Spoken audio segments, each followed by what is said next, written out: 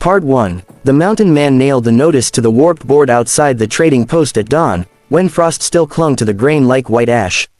He wrote with a carpenter's pencil, pressing hard as if the wood might argue back. Widow needed, cooking only, paid weekly. He added nothing else. No pleasantries, no promises, because promises were a kind of softness he'd learned to avoid. The men at the post read it and smirked. A widow, they said, would bring trouble. A cook would bring noise. He said nothing, bought his salt and flour, and headed back up the switchback trail to his cabin, where the wind answered questions better than people did.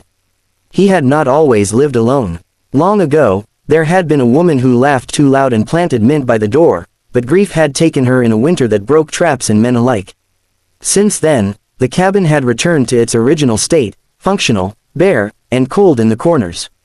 He ate what kept him alive: beans, dried meat, coffee black as soot. He didn't need kindness, he told himself. He needed someone to keep the stove lit while he cut timber and ran lines, someone who wouldn't pry or stay.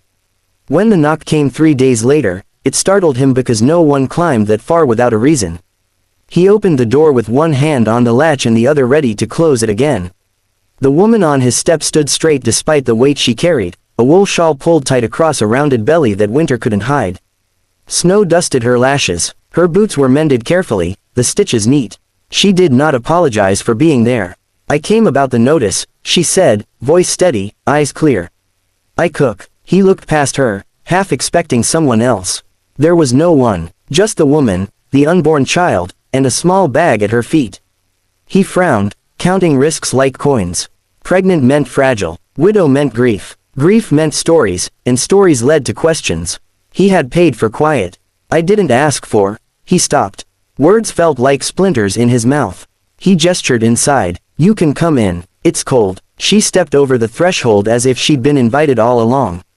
She took in the room in one slow glance, the table scarred with knife marks, the stove blackened from years of faithful use, the rifle on pegs by the door. She set her bag where the light fell best, not where it was most convenient, and that small choice unsettled him more than the belly had. What's your name? He asked, already regretting it.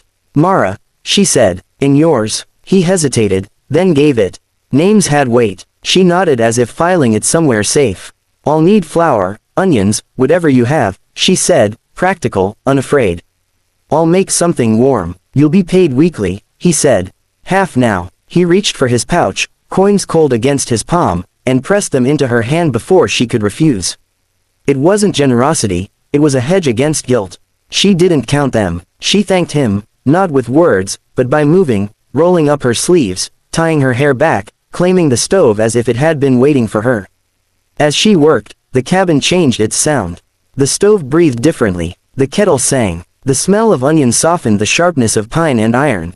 He sat at the table, unsure where to put his hands, watching as if she might vanish if he looked away. She did not chatter. She did not ask why he lived so far from town or where his wife was buried. She cooked with the quiet competence of someone who had learned to make do without applause. When she set the bowl in front of him, steam rising like a promise he hadn't asked for, he realized how long it had been since someone had placed food before him without fear. He ate. The warmth reached places he'd forgotten existed. Outside, the mountain held its breath, and for the first time in years, the cabin did not feel like a shelter, it felt like a beginning he hadn't planned. Part 2. By the second week, the cabin had learned a new rhythm, one that did not announce itself loudly but settled into the bones. Mara rose before the light, not because she was told to, but because her body knew the hour when cold loosens its grip. She moved quietly, respecting the way the mountain man slept, boots by the door, rifle within reach, one eye open even in dreams. He noticed these things without naming them, the way a man notices weather. Her cooking was plain, but it carried a steadiness that went beyond hunger. She saved bacon grease in a tin, coaxed flavor from bones he would have thrown away, and baked bread when the weather threatened to trap them for days. When he came in from cutting timber, shoulders aching, he found the table set with care.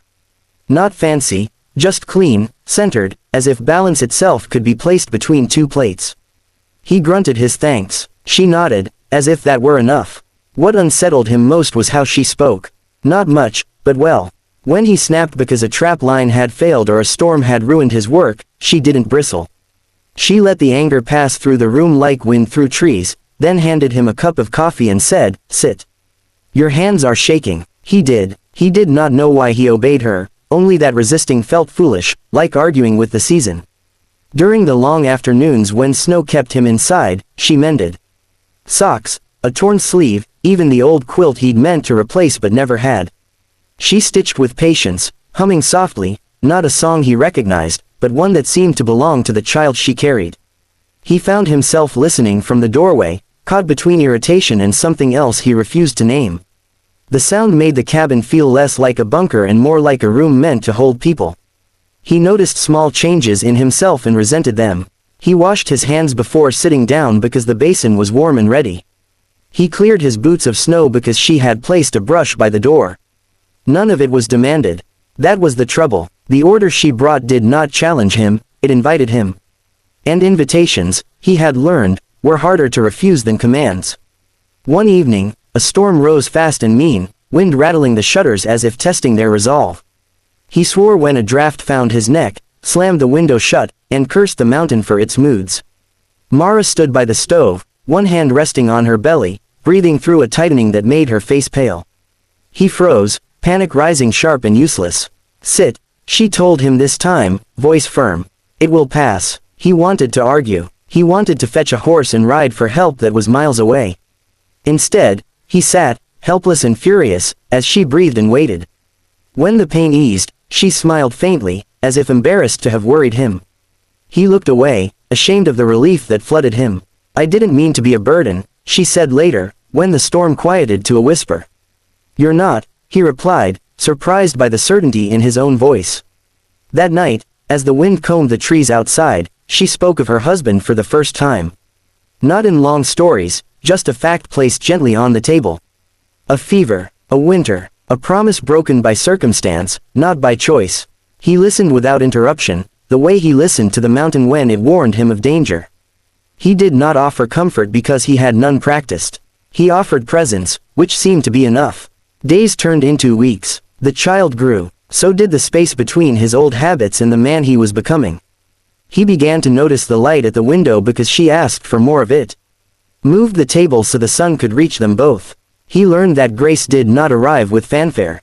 It came quietly, through warm bread and steadied tempers, through a woman who asked for nothing and gave everything that mattered.